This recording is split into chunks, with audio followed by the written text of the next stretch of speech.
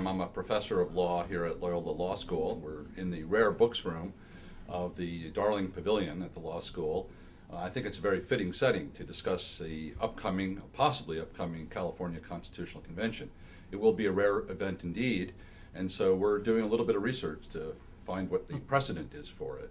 I have two of my colleagues here who are actually experts in California legal history, and they are helping me organize the upcoming symposium that will be held on this campus September 24th, 2010, just when things should be getting interesting prior to the November election, where the voters of California may be asked to approve our third constitutional convention. It will be a historic and rare event. So let me introduce you to Don Warner. My name's Don Warner. I'm an adjunct professor at Loyola, and together with my colleague John Caragozian, we teach California legal history here. And I'm John Caragozian, and I'm an adjunct professor at Loyola Law School. So we thought we'd first explain why there's so much activity in California right about now regarding structural constitutional reform for the state. A constitutional convention is obviously the hot topic, but it's not the only one that has captured the attention of civic and political leaders and business leaders and in fact the voters themselves.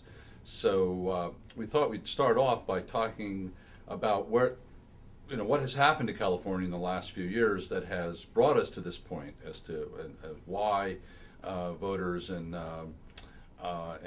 our leaders feel that some form of constitutional reform is appropriate and necessary. So I will throw this conversation open to John and Don, and maybe you could educate us as to the mess we're in and how we got here. Well, I think part of the problem is that California, if it stood alone, would be one of the 10 largest economies in the world, and yet we seem in recent years incapable of governing ourselves. At best, we have lurched from financial crisis to financial crisis. Of course, California's not alone. Much of the country and many of the other states are experiencing some of the same type of financial difficulties as California is. That's true, but California's financial difficulties seem to have been much longer lived.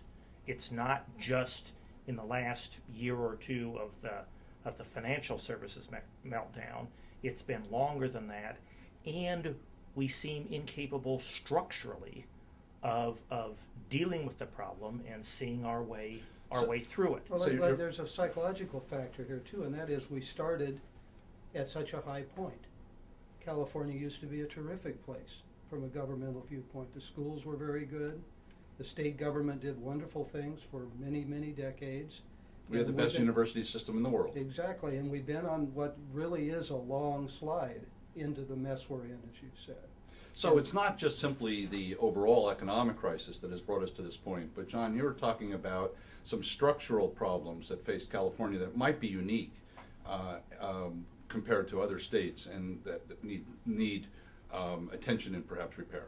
Well, that's right, and those structural changes, we all as lawyers think of a constitution, which in fact California has, and it sets forth our governmental structure. And I think a lot of people, elected officials, academics, business leaders, and as you said, voters themselves, believe that the structure is broken and needs to be What are some of the structural problems that you see facing the state right now in terms of either constitutional limitations or just the culture of the state? Many of them focus on the legislature. There's a reason why the legislature is as unpopular as it is. For example, the 2/3 requirement for the legislature to pass a budget. Now, how do we get to, let me interrupt there for a second, because that seems to be a major point. A budget can't pass in Sacramento unless 2/3 of each house of the legislature approves it. And we've seen year after year after year going down to the wire and sometimes past the deadline before the legislature is strong-armed into mustering that 2/3 majority. Right, because a 2/3 majority, among other things, is a tremendous empowerment of the minority. A minority of assembly persons and senators can hold up the process for as long as they're willing to do it, and that's essentially what we see. And when you talk about holding up the process, that means that the state doesn't have a budget. That means it can't pay its bills and it can't operate. Is that Right, we have IOUs, what do they call them, registered warrants, instead of checks.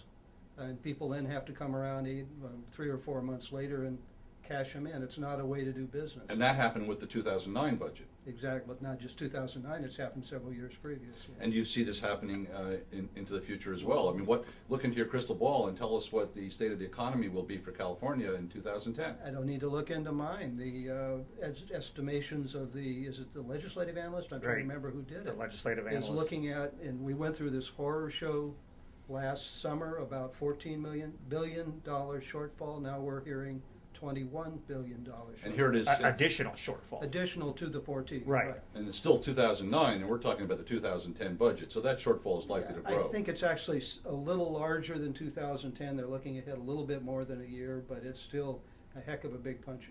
So what does that mean if the state of California is in the red by an additional $21 billion come next budget year? What will that mean for the person on the street?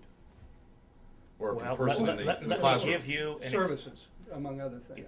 Let me give you what may be to some people a trivial example, but at the crown jewel of our university system, the University of California, Berkeley canceled its last week of classes this year, this semester, because it didn't have the money for that week of teaching.